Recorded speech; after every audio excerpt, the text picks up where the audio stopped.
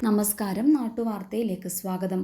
ആടുജീവിതം സിനിമയിലെ സംഭവബഹുലമായ രംഗങ്ങൾ പെൻസിൽ കൊണ്ട് വരച്ച് നിറം ചേർത്ത് ചിത്രച്ചുരുളാക്കി വെച്ചിരിക്കുകയാണ് തച്ചങ്ങാട് സ്കൂൾ 8ാം തരം വിദ്യാർത്ഥി ഗോവർദ്ധൻ.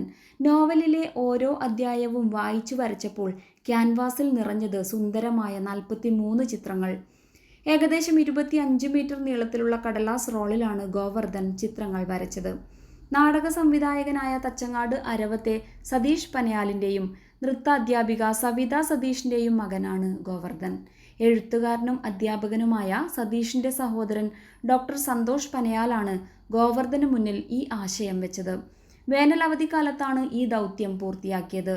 സ്കൂൾ വിജയോത്സവത്തോടനുബന്ധിച്ച് നടത്തിയ ചിത്രങ്ങളുടെ പ്രദർശനം Kanhangad block panchayat president M Manikandan നിർവഹിച്ചു.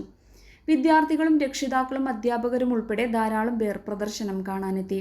സ്കൂൾ വിദ്യാരംഗം കലാസാഹിത്യവേദിയുടെ ആഭിമുഖ്യത്തിലാണ് പ്രദർശനം സംഘടിപ്പിച്ചത്.